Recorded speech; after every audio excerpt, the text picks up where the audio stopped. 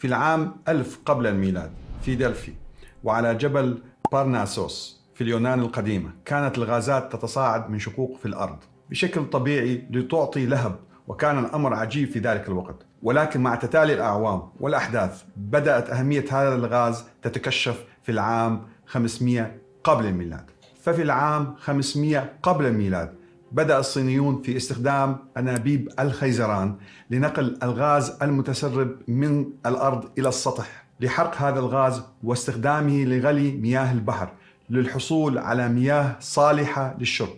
أما في أمريكا الشمالية في الولايات المتحدة الأمريكية تم اكتشاف الغاز الطبيعي من قبل الأمريكيين الأصليين الذين درسوا خصائصه، ثم أتى العالم ويليام هارت في العام 1821 وحفر أول بئر للغاز الطبيعي في فريدونيا بولاية نيويورك الأمريكية. وتم بعدها تشكيل شركة فريدونيا غاز لايت لتصبح أول شركة أمريكية لتوزيع الغاز الطبيعي. فأين وكيف استخرج الغاز الطبيعي الأمريكي؟ وكيف تحولت أمريكا من مستهلك للغاز الطبيعي إلى أكبر مصدر له؟ وهل يمكن لأمريكا حل مشكلة الغاز الطبيعي الأوروبي حالياً في ظل الحرب الروسية الأوكرانية؟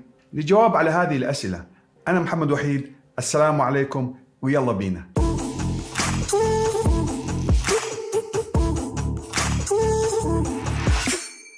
عند إجراء أي بحث عبر الإنترنت عن الغاز الطبيعي سنجد معظم نتائج البحث تتحدث عن الغاز في أوروبا وتأثير حرب الروسية الأوكرانية عليه، أو تتحدث عن خبر أن الولايات المتحدة الأمريكية أصبحت المصدر الأول للغاز في العالم. وبالتالي كان من المهم البحث في هذا الأمر لمعرفة الحقائق. ففي ديسمبر عام 2021 تصدرت الولايات المتحدة الأمريكية بشكل مفاجئ نسبيا المرتبة الأولى عالميا كأكبر مصدر للغاز، وسأشرح لكم لاحقا كيف تصدرت فجأة.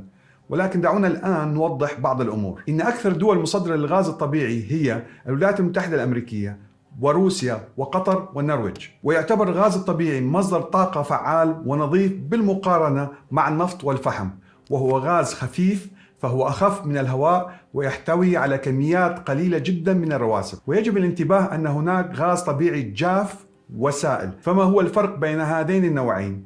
يختلف الغاز الطبيعي الجاف عن الغاز المسال بأن الغاز الطبيعي الجاف يحتوي على 85% ميثان على الأقل، أما الغاز الطبيعي المسال يحتوي على بعض الميثان ولكنه يحتوي على سوائل أخرى مثل الإيثان أو البروبان أو البوتان. وأحد أهم الفروقات أن حجم الغاز الطبيعي المسال أقل ب600 مرة من حجم الغاز الطبيعي الجاف، ويتم تسييله عن طريق خفض درجة حرارته إلى ناقص 162 درجة مئوية تحت الصفر وكبسه. وهنا يأتي السؤال التالي: كيف يتم نقل الغاز الطبيعي الجاف والمسال؟ يتم نقل الغاز الطبيعي الجاف عبر الأنابيب إلى مراكز التجميع حيث تتم معالجته ويزال منه الماء والأملاح والشوائب الأخرى، ويتم تبريده وفصل مكوناته وينقل ما تبقى من الغاز عبر شبكات الأنابيب. أما الغاز الطبيعي المسال فيتم نقله في سفن أو في حاويات مصممة خصيصا ومزودة بصهاريج تخزين خاصة ومعزولة وأجهزة تبريد لمعالجة الغاز الطبيعي المسال.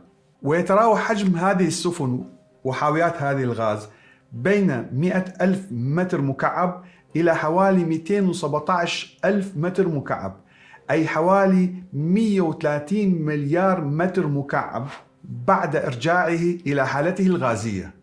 ويتم استخراج الغاز الطبيعي في الولايات المتحدة الأمريكية بتقنيات عديدة، وهذه التقنيات بشكل عام هي: أولاً الحفر العمودي، وهو النوع الأول من تقنيات استخراج الغاز الطبيعي المستخدم، وكان النوع الوحيد المستخدم حتى الثمانينات. ثانياً الحفر الأفقي، وتستخدم هذه التقنيات لزيادة مساحة البئر، وبدأت في تكساس في ثمانينيات القرن الماضي.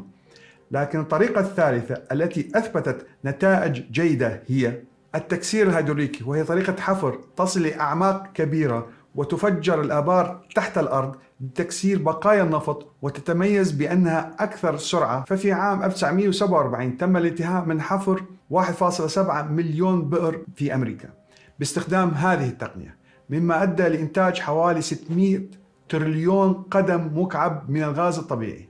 الآن أحد أهم الأسئلة التي يجب الإجابة عليها هي: كيف تحولت الولايات المتحدة الأمريكية في السنوات الأخيرة من مستورد للغاز إلى مصدر للغاز الطبيعي؟ الجواب في هذا الشرح. بالنسبة للولايات المتحدة الأمريكية فإن الغاز المصاحب للنفط انتهى تقريبا، والكثير من آبار النفط جفت وتم إغلاقها. لكن مع التوجه للنفط الصخري تغير الحال. فالنفط الصخري هو نوع من أنواع النفط الخفيف موجود بشكل سائل مدموج مع الصخر الصلب، ويتم استخراجه عبر فتح ممرات صغيرة نسبيا. هذه الممرات مهمتها وصل مسامات الصخور مع فتحة بئر الإنتاج، ويستخدم لاستخراج النفط الصخري معدات ثقيلة غالية الثمن ومضخات قادرة على ضخ السوائل تحت ضغط مرتفع، حيث يتم ضخ مياه ورمال ومواد كيميائية من أجل شق هذه الصخور، وبالتالي يندفع السائل النفطي نحو فتحة البئر. وكانت هذه العملية قبل سنوات مكلفة جدا وغير مجدية اقتصاديا، حيث كان متوسط كلفة البرميل الواحد حوالي 120 إلى 150 دولار للبرميل الواحد، عندما كانت أسعار النفط حوالي بين 30 و 40 دولار للبرميل الواحد. ولذلك لم يكن إنتاج الولايات المتحدة الأمريكية منها كبيرا بالرغم من دعم الحكومة الأمريكية لشركات النفط الصخري. لكن التغيير مهم جدا أنه مع مرور الوقت تحسنت تقنية استخراج النفط الصخري، وانخفضت كلفة الإنتاج بشكل دراماتيكي إلى أقل من 50 دولار للبرميل الواحد. وفي نفس الوقت ارتفعت أسعار النفط العادي إلى أكثر من 50 دولار للبرميل الواحد، مما شجع شركات النفط الصخري على التوسع والاستثمار أكثر في استخراجه، ودفع حكومة الولايات المتحدة الأمريكية إلى استرجاع مكانتها القديمة كأحد أكبر منتجي النفط في العالم. وفي نفس الوقت تطورت مصافي وتكرير النفط، وأصبح لديها القدرة على تكسير النفط الثقيل بعمليات الهدرجة التكسيرية، وتحويل النفط الصخري والنفط العادي طبعا إلى غاز طبيعي ووقود للسيارات والطائرات ذات القيمة العالية. ومن الجدير بالذكر أيضا أن الولايات المتحدة الأمريكية تمتلك حوالي 75% من مخزون العالم من النفط الصخري، كما أن النفط الصخري في العالم ككل يكفي العالم لأكثر من 400 سنة. وهنا طبعا يجي سؤال: هل ساهمت تقنيات استخراج النفط الصخري بتحسين الوضع بالنسبة لأمريكا؟ الجواب طبعا، حيث ارتفع استخراج الغاز والوقود من النفط الصخري من 1% عام 2000، ويتوقع أن ترتفع هذه النسبة إلى أكثر من 46% بحلول العام 2035، مما سمح وسيسمح للولايات المتحدة الأمريكية أن تصبح من أكبر منتجي الغاز والوقود الأحفوري في العالم مرة جديدة. تحتل شركة إكسون موبيل المرتبة الأولى من بين أكبر 10 شركات منتجة للنفط والغاز في الولايات المتحدة الأمريكية. ففي عام 2022 بلغت القيمة السوقية لهذه الشركة التي مقرها تكساس 366 مليار دولار أمريكي. كما يعتقد الكثير من المحللين أن الحرب الروسية الأوكرانية إحدى أهم الأسباب الداعمة للولايات المتحدة الأمريكية في قطاع الغاز. فعلى الرغم من أن الحرب سببت ارتفاع في أسعار النفط في أمريكا قليلا، لكن الولايات المتحدة الأمريكية تستورد النفط من روسيا بكميات قليلة، فهي تستورد 8% فقط من حاجتها من روسيا. أما النسبة المتبقية تتوزع على كندا والسعودية ودول أخرى.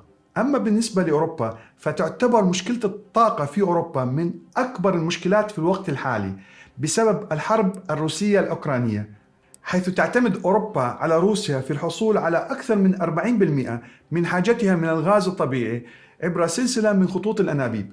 كما انخفضت نسبة الغاز الروسي الذي يعبر أوكرانيا إلى أوروبا خلال الحرب بنسبة 70%، والعالم بأكمله يواجه ضعف بإمدادات الغاز في الوقت الراهن. وحتى إذا كانت بعض الدول قادرة على إنتاج الغاز فإنها ستواجه صعوبات في تصديره للخارج على شكل غاز مسال. طبعا ليش غاز مسال؟ لأنه عملية وضع أنابيب جديدة قد تكون صعبة وتحتاج إلى وقت كبير وشبه مستحيلة في بعض الأحيان بسبب المسافات الكبيرة، وذلك لأن مرافق التصدير تعمل بطاقتها القصوى في معظم الدول المصدرة، ومن الصعب التعويض بالكامل عن الغاز الروسي، فصادرات الغاز الروسي لأوروبا تبلغ حوالي 16 مليار قدم مكعب يوميا، وحجم سوق الغاز الطبيعي بالكامل حوالي 53 مليار قدم يوميا. فما هي الخيارات المتاحة لأوروبا على هذا الصعيد؟ أول خيار متاح وسريع هو دولة قطر، حيث تعتبر قطر من أبرز الخيارات لدى أوروبا، لكن لا يمكن مد أنابيب مباشرة من قطر إلى أوروبا في الوقت الحالي. وحتى تتمكن قطر من إرسال الغاز لأوروبا يجب أن يسال الغاز ويتحول من الحالة الغازية إلى الحالة السائلة، وأن تجهز سفن جديدة، وبالتالي تحتاج العملية لمحطات جاهزة في أوروبا لاستلام الغاز المسال من قطر. والمشكلة في بعض الدول الأوروبية هو افتقارها للبنية التحتية اللازمة للاستفادة من واردات الغاز الطبيعي المسال. لهذا السبب خصصت ألمانيا أكثر من 3 مليار دولار أمريكي لإنشاء البنية التحتية الخاصة باستيراد الغاز الطبيعي المسال، وذلك استعدادا للحصول عليه من دول غير روسيا. الخيار الثاني هو دولة النرويج التي تصدر الغاز لألمانيا، لكن رئيس الوزراء النرويجي كشف أن بلاده أصبحت تنقل الغاز إلى أوروبا بأقصى طاقتها، ولا يمكنها تعويض الإمدادات المفقودة من الغاز الروسي لأوروبا. أما الخيار الأخير لأوروبا هو خيار اقترحته مفوضية الاتحاد الأوروبي بأن يتم شراء كميات من الغاز للاتحاد بشكل مشترك، وذلك من أجل تكوين احتياطات استراتيجية قادرة على مقاومة أي ارتفاع بأسعار الطاقة أو نقص الإمدادات. هذه الأزمة دفعت خبراء الطاقة لاقتراح حلول، منها الاعتماد على الطاقة النووية أو الاستثمار أكثر في مصادر الطاقة المتجددة أو الطاقة الكهرومائية أو حتى الرجوع إلى الفحم. ولكن بالنسبة للولايات المتحدة الأمريكية، هل يمكنها أن تحل محل روسيا في إمداد الغاز لأوروبا؟ الجواب: الوضع الحالي نمت حصة أمريكا في سوق الغاز الأوروبي بشكل متسارع لترتفع حصتها من 16% في عام 2019 إلى 28% في عام 2021، وقفزت إلى 44% مع بداية العام 2022. ففي عام 2021 أرسلت الولايات المتحدة الأمريكية 22 مليار مكعب من الغاز المسال عن طريق السفن إلى أوروبا. لكن هنا يجب التذكير بأن تكلفة الغاز الأمريكي الذي ينقل عبر ناقلات إلى أوروبا أعلى من تكلفة الغاز المنقول عبر الأنابيب، وهذه تعتبر مشكلة أو عائق. طبعا أمريكا أعلنت أنها ستزيد الكمية بمقدار 15 مليار متر مكعب نهاية هذا العام 2022، وهو أعلى معدل تداول بين القارتين. كما أن أكثر من ثلثي سفن شحن الغاز الأمريكية الموجودة على الماء بالوقت الحالي، والتي يبلغ عددها 15، تتجه نحو أوروبا، وذلك لأن الولايات المتحدة وأوروبا تحاول الاستغناء عن الغاز الروسي. كما أعلنت ألمانيا إيقافها مشروع خط الأنابيب نورد ستريم 2 الذي يربط روسيا بألمانيا عبر أنبوب يمتد 1230 كيلومتر، وهذا المشروع يمتلك الكثير من الأعداء، أولهم دعاة حماية البيئة الذي يكرهونه طبعا. والعدو الثاني هذا المشروع هو الرئيس الأوكراني الذي يكرهه لأنه يضر بخطوط الأنابيب في بلاده. أما الولايات المتحدة الأمريكية فهي معادية للمشروع لأنه يجعل أوروبا تعتمد بشكل أكبر على الغاز الروسي. طبعا نكتشف من الواضح جدا أن الولايات المتحدة الأمريكية تحاول أن تأخذ مكان روسيا بالنسبة للغاز في أوروبا. بالنسبة لصناعة النفط والغاز كما شأن باقي الصناعات، تعمل من خلال سلسلة التوريد العالمية، والتي هي نظام كامل لإنتاج منتج أو خدمة وتسليمها. تشمل هذه السلسلة النقل المحلي والدولي والتجارة والشحن والطلب وتنظيم المخزون والتحكم به. ويتم تقسيم سلسلة التوريد إلى 3 أجزاء. الجزء الأول هو المنبع، وهي عمليات البحث والتنقيب عن الغاز الطبيعي والإنتاج. الجزء الثاني هو المنطقة الوسطى، وهي المعالجة والتخزين. والجزء الثالث هو المصب، ويشمل مصافي النفط وأماكن البيع بالتجزئة وشركات توزيع الغاز الطبيعي. والآن ما هو تأثير الحرب الروسية الأوكرانية أيضا على سلاسل التوريد العالمية، سواء كانت السلاسل المتعلقة بالنفط أو منتجات أخرى؟ الجواب: لقد شكلت هذه الحرب تحديات كثيرة لسلاسل التوريد العالمية، وخاصة في أوروبا، حيث أغلقت بعض مصانع السيارات في أنحاء أوروبا لا سيما في ألمانيا نتيجة تعطيل توريد المكونات الأولية والطاقة. وتشهد أيضا حركة الشحن البحري بالوقت الحالي ارتباكا شديدا بسبب الحرب، لأنه أدى ذلك إلى وقف عدد من الخطوط الملاحية من وإلى أوكرانيا، وارتفاع الطلب على السلع بشكل كبير. وبالتالي كان لابد من استعانة أوروبا بالولايات المتحدة الأمريكية. وفي الخاتمة نستنتج مما سبق كيف أن تطور تقنيات معينة في الدول المتقدمة تحول هذه الدول من دول مستوردة للطاقة إلى دول منتجة بنفس المادة التي كانت تستوردها لسنوات طويلة، تماما كما حصل مع أمريكا بتقنية استغلال النفط الصخري واستخراج الغاز الطبيعي وباقي أنواع الوقود. وكيف أن المشاكل السياسية والحروب تغير خارطة الاقتصاد العالمي وتدفع الدول لشراء احتياجاتها من الطاقة بكلف أعلى قليلا من أجل حماية أمنها القومي، مثل ما حصل مع أوروبا التي تعمل على الاستغناء عن الغاز الروسي الرخيص وتستبدله بالغاز المسال الأعلى تكلفة.